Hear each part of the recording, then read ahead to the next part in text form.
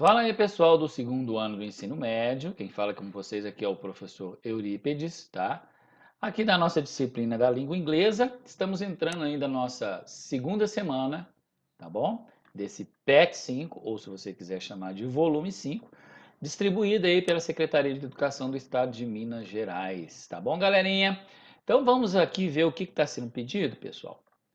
E logo de cara aqui, galerinha, nós temos o seguinte: as frases abaixo foram extraídas do texto sobre Google, com o qual trabalhamos na semana anterior. Ou seja, pessoal, lá no dentro do PET 5 da semana 1, né, da primeira semana, tem esse texto lá, inclusive nós fizemos até a tradução para facilitar para vocês. Retome o que o texto está querendo dizer, tá certo? E aí você vai conseguir fazer aqui a questão número 1 para essa parte. Mas vamos continuar aqui, ó. Sublinhe as orações no present perfect e, a partir da interpretação do texto em questão, classifique-as em, se for verdade, né, true, se for falsa, que é false, ok? Então você vai colocar true, se é verdadeiro, para o T, né, e F para false, ou seja, falso. Tá bom, pessoal? Galera, só para a gente poder voltar aqui e explicar para vocês. O present perfect, ele é atemporal. O que é isso, professor? Ou seja, existe uma indicação no passado, mas não houve uma terminação da ação no presente. Entendeu? Ou seja, você fala assim, por exemplo, a formação minha foi de 2020 e estou no ensino como professor. Viu como eu comecei lá atrás e não terminei a ação, eu continuo com ela. Tá certo? Então ele fala o seguinte, uma terminação de ação no presente. Ainda, pessoal, existe essa continuação. Outra coisa que eu preciso explicar para vocês. Partes da construção podem vir, claro, né, acompanhadas pelas expressões yet, que é o ainda, since, que significa desde, always, que significa sempre, e lately, que significa o advérbio ultimamente. Geralmente, com os advérbios, pessoal, ele tem essa característica também de estar no present perfect, tá bom? Mas vamos aqui, ó. Eu vou fazer o primeiro da letra A, marcando o verbo para demonstrar a regra, tudo bem? Lembrando que a questão solicita também que você coloque verdadeiro, que é o true, né? Para as questões que estão de acordo com o texto, pessoal. E o F, que é false, para as questões que não estão de acordo com o texto. Vocês entenderam? Então, olha só. Aqui você pode identificar essa regrinha. E nessa regrinha, ele vai aparecer sempre o sujeito, o verbo have, has, né? O verbo que vai estar sendo, que vai auxiliar, tá bom? E os complementos lá na frente. Então eu vou só fazer para vocês a questão A aqui, ó. Tá certo? Nessa questão A, ele diz assim: o Google cresceu ao longo dos anos. O Google cresceu ao longo dos anos. Aqui você tem o verbo crescer, ó, crescer. E aqui você tem o has, tá certo? Ele está se referindo a ele, está se referindo ao Google, beleza? E aqui você tem o verbo irregular. Que verbo é esse? É o verbo crescer. Observa que ele está dizendo para você que nesse caso aqui ele é um present perfect, porque ele começa lá atrás e vem dizendo durante os anos, ele não terminou. Ou seja, ele está querendo dizer que o Google cresceu ao longo dos anos, ele não encerrou esse longo dos anos, vocês estão entendendo? Ele não encerrou. Então significa dizer que essa questão aqui, tá? Esta questão, lá no texto do Google, você vai encontrar que ela é verdadeira. Então, essa questão é verdadeira. Professor, onde é que está o present perfect? Você vai marcar essa questão aqui, que ele está aqui, e ele está aqui também. Entenderam? Beleza até aí? Viu? Então, o present perfect, ele tem essa condição de te mostrar, Tá certo? Quando que ele é acionado, pessoal? Quando que ele é acionado. Tá certo? E aí você vai. Ah, esse aqui é verdadeiro. Então eu vou colocar T aqui. Beleza. Ah, esse aqui de baixo é falso. Vou colocar falso aqui. As afirmações é para você ver se elas estão de acordo com o texto. Agora, você vai demonstrar também se dentre a questão A até a questão F tem o present perfect. Tá bom? Eu acabei de mostrar aqui para vocês, ó. Ele sempre vai ou virá acompanhado do have ou has, para a terceira pessoa, she, he, it, tá bom? E o verbo que vai estar aqui, seja ele regular ou irregular. Esse aqui é um verbo, o que ele é? Regular ou irregular? Esse aqui é o irregular. Agora, esse de baixo aqui é o verbo regular, tá certo? Porque a terminação dele, final, ed. Aqui ele tem um has. Seria essa letra B um present perfect? Entenderam, galera? Então eu vou fazer o seguinte, da letra A até a letra F, eu vou puxando a tradução rapidinho para vocês, vou fazer só uma vez, tá? Aí vocês vão aí fazer a pesquisa de vocês e fazer esse tipo de exercício. Então na letra A eu já falei, letra B diz o seguinte: Sergey Brin viveu nos Estados Unidos toda a vida. É falso ou verdadeiro que ele viveu lá? E depois você vai tentar encontrar, mesmo sendo falso, você vai tentar encontrar se existe o present perfect. Já estou dando a dica. Letra C. Diz o seguinte: Larry Page e Sergey Brin se conhecem desde criança. Tem essa afirmativa lá? Letra D. Na letra D diz o seguinte: Larry Page se interessa por computadores desde criança. Ó, será? Desde criança. Olha, não terminou nem nada, né? Viu? Então, essas dicas do present perfect. Na letra E, diz o seguinte: Brain e Page voltaram para a faculdade para terminar seus estudos. Isso é verdade ou é falso, galera? Eles voltaram? Vai lá na semana 1 e ouça. Letra F diz o seguinte: Brain e Page ficaram ricos. E aí? É verdade ou é falsa? Viu? Gostaram da explicação? Então, present perfect, você tem que ficar sempre esperto, ó, com as orelhas, né, parecendo antenas ligadas. Professor do céu, minha cabeça tá fundindo. Cara, é igual quando você aprende a falar primeiro para depois aprender nas regras, né? Parece que a gente está ao contrário.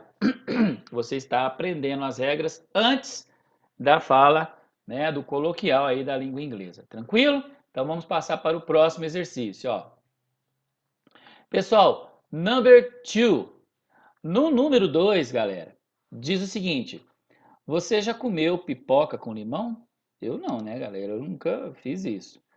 Continuando. E durante um passeio, você já esqueceu de carregar o celular e perdeu várias selfies legais? O present perfect também é usado para narrar experiências individuais, como na frase, vou pegar a frase toda aqui, eu vou falar para ela nesse caso aqui, ó, tá? Vou falar essa frase toda aqui, já puxando a tradução para vocês, tá bom? Aí tá escrito assim, ó: nunca comi pipoca com limão, mas já comi pipoca com vinagre. Tranquilo? Continuando. De maneira semelhante, escreva experiências que você já teve nas situações abaixo. Use o present perfect. Então você vai ter que usar as características do present perfect. Lembrou? Terminação ED, ele pode ser verbo regular e irregular. Lembra que vai ter acrescido aí o have ou has. Ele pode vir também com aquela palavrinha, um advérbio de negação, né? Lembra do never? Never. Muito bem, galera. É isso que eu quero que vocês possam entender o que ele está explicando aqui, tá? Então, você tem um exemplo aqui, ó. Nesse exemplo, ele está falando o seguinte para você, tá? Então, vamos pegar o que ele está solicitando. Aqui ele diz o seguinte: nomeie uma máquina que você nunca usou. Então, ele pede para você nomear uma máquina, explicar sobre uma máquina que você nunca usou. Aí ele colocou a frase aqui abaixo, ó. Aí ele utilizou, olha só, uma negação aqui. O finalzinho é de. Viu? Viu que interessante? Outro finalzinho aqui é de. Dentro da possibilidade do present perfect. E temos aqui bem escondido o have, né? Ó, have. E aqui também tem o have. Então tá acompanhando. Então essa frase toda aqui tem uma característica de present perfect. Tá bom? Então ele tem essa característica aí. Tá certo? E observando o seguinte, que os verbos regulares têm a terminação ed no final, tá? E lembrar que ele sempre vai acompanhar o have, o has, mais o verbo principal, que está aqui, tá bom? E os seus complementos, que vem depois, tá bom? E o verbo principal. Então, você vai observar aqui esse exemplo de baixo, né? Esse que nós estamos falando aqui agora. Aí, nesse exemplo aqui, na língua portuguesa, ele está dizendo o seguinte: nunca usei uma máquina de fax, mas usei uma máquina de costura, né? Nunca usei uma máquina de fax, mas usei uma máquina de costura. Pessoal, nessa questão, um advérbio foi apresentado aqui que foi o never. Não é isso? O never aqui, ó. O never está aqui, ó. Beleza? Então ele está te dando uma característica como sendo o uso do present perfect. Entendeu? Então apareceu aí, que significa nunca. Entra naquela expressão, pessoal, na frase que indica, né? A frase toda poderá estar no present perfect, que eu falei. Vou fazer aqui agora, só para vocês poderem entender, a letra A, ok? Depois o resto aí vai ser contigo, tá bom? Vai ser com vocês aí. Aí ele pede aqui a mesma coisa aqui em cima, ó, não é? Então ele fala assim, diga o nome, aqui agora, ó, vou fazer uma alteração, tá bom? Diga o nome de um filme que você nunca viu. O nome de um filme que eu nunca vi. Observa que ele já tá te dando uma dica do never aqui, ó. Aí você fica de antena ligada. Pô, tem um present perfect por aqui.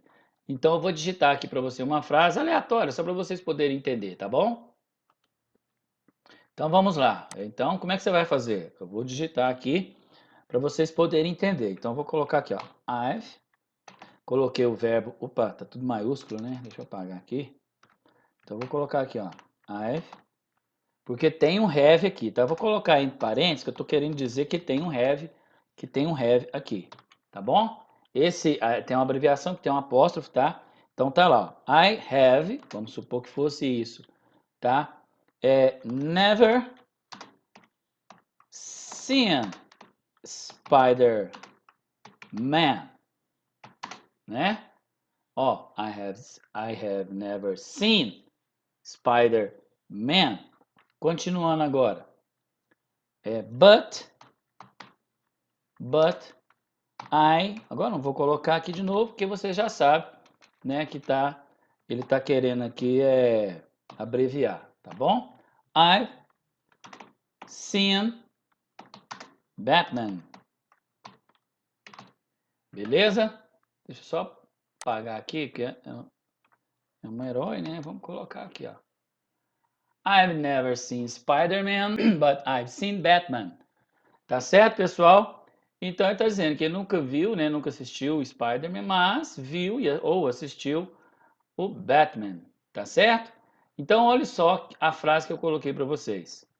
Então eu nomeei um filme que nunca vi. Tá certo? Qual foi? O Spider-Man.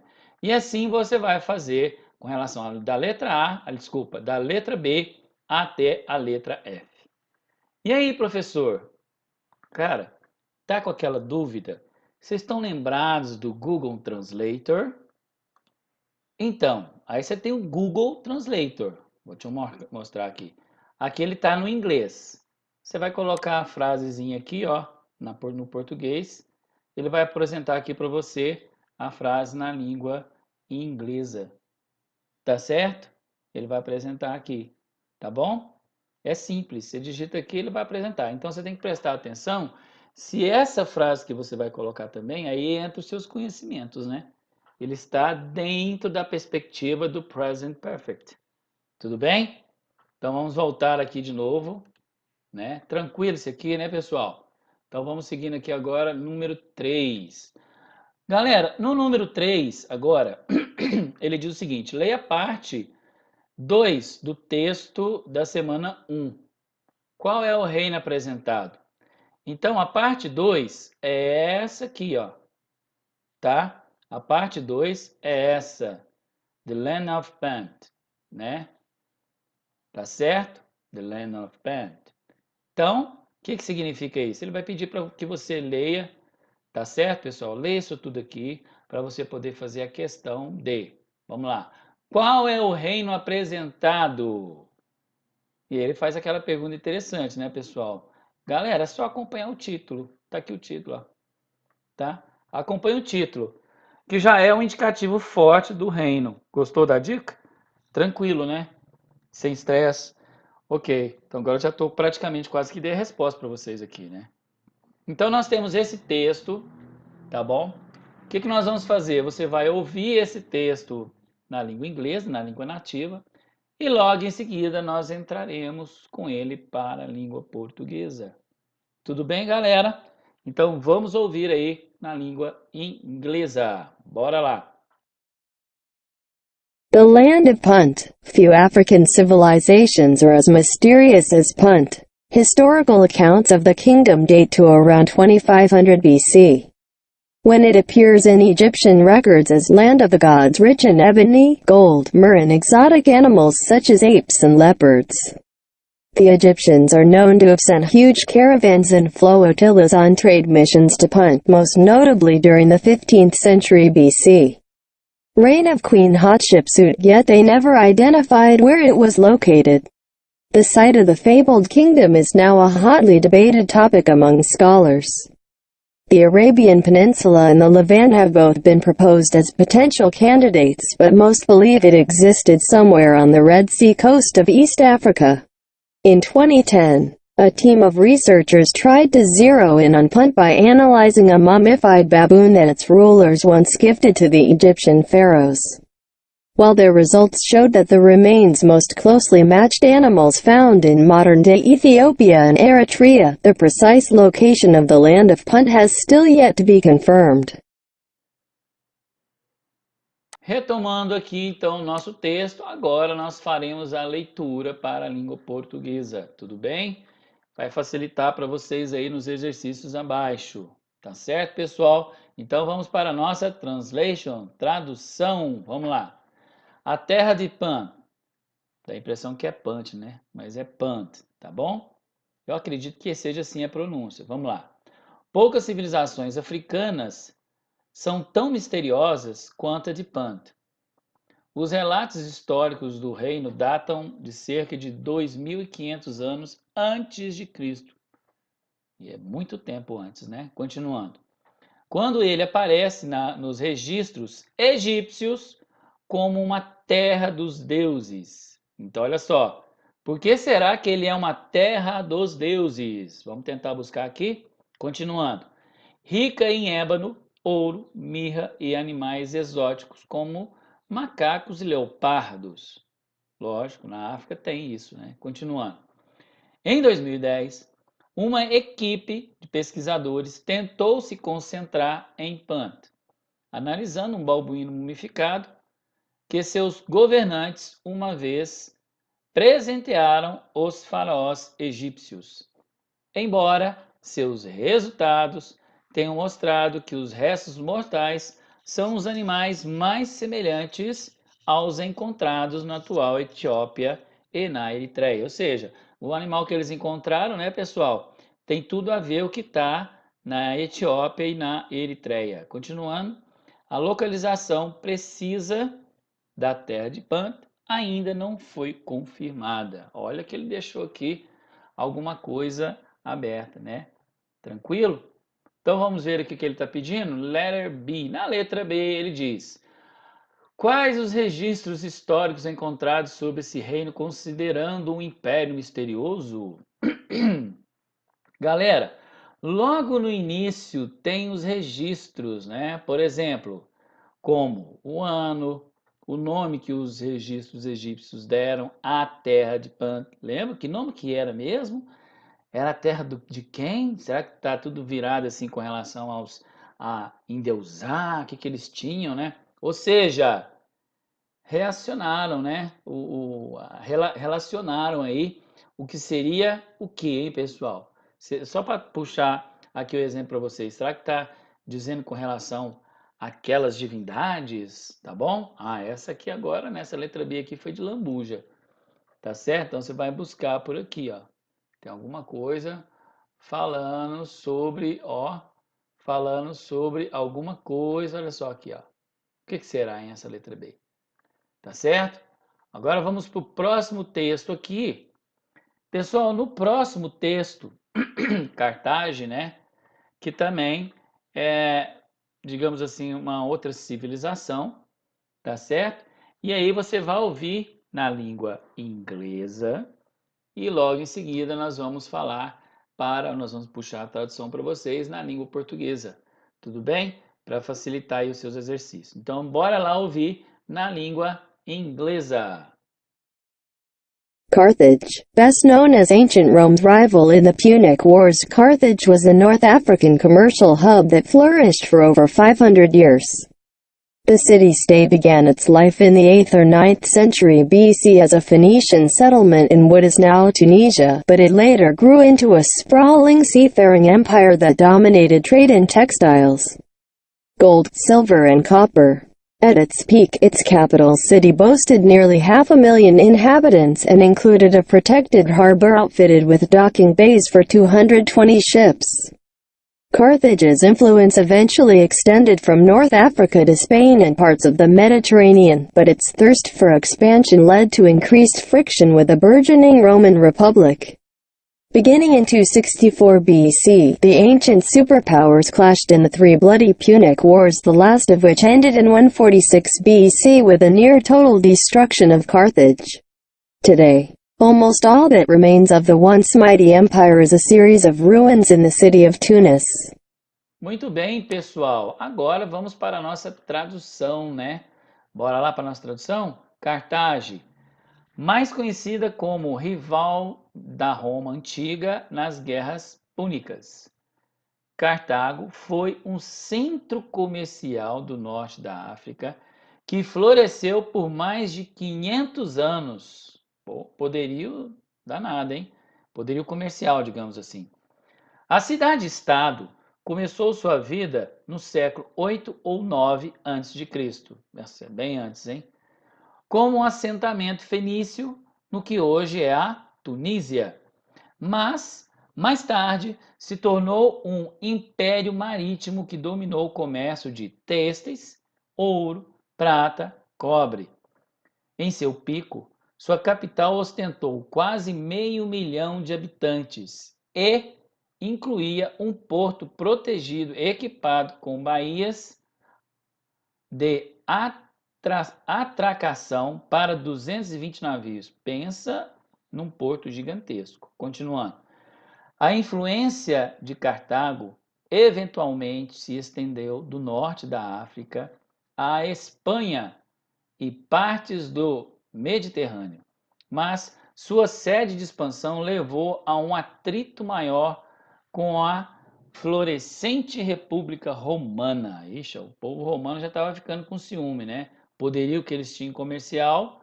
A partir de 264 a.C., as antigas superpotências entraram em confronto nas três sangrentas guerras púnicas, a última das quais terminou em 146 a.C., com a destruição quase total de Cartago. Hoje, quase tudo o que resta do outrora poderoso império é uma série de ruínas na cidade de Tunis. Eita nós, hein? História bem interessante aí, ó. Beleza? Bom, tá com dúvida? Posiciona o ponteiro do mouse aqui, ó, em cima desse link. Você vai clicar e ele vai direcionar você para essa história, tá bom? Se você tem esse PDF baixado no seu celular, no seu tablet, no seu computador. A mesma coisa vai ser aqui, ó, tá? Você vai posicionar o ponteiro do mouse, vai clicar e ele vai te direcionar até lá, tá certo? Então vamos ver aqui o que ele está pedindo. Então nós temos até o número 6, né? do 4 até o número 6. Vamos lá, número 4. Na parte 3 do texto, então deve ser aqui, né? Essa aqui, ó, 3 do texto, Cartago, né?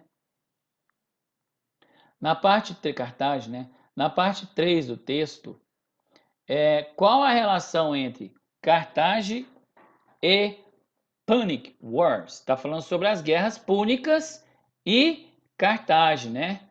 Beleza? Qual que é a relação? Uma dica aqui. Procure no meio do texto a indicação. Vamos ver. Carthage's influence eventually. Tranquilo?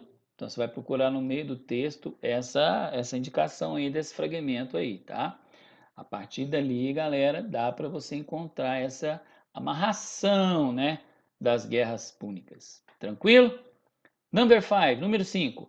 O que aprendemos sobre o início e a expansão dessa cidade-estágio? Aliás, cidade-estado? Desculpa. Galera, o começo no texto vai a palavra city, state, began. Então, se você encontrar essa frase, tá? Você vai encontrar também a resposta para frente, tá? Olha lá essa dica. Na número 6, diz sobre Cartagem. Letra A. Como foi seu auge? Letra B. A quem influenciou, o que conquistou e o que provocou sua queda? Letra C. O que existe desse reino atualmente? Pessoal, tá tudo no texto. Basta ler ou ouvir a nossa tradução com atenção para fazer as alternativas. Ok? Tranquilo, isso aqui vai deixar para vocês aí fazer, tá? Então, um abração aqui do professor Eurípides. Até mais.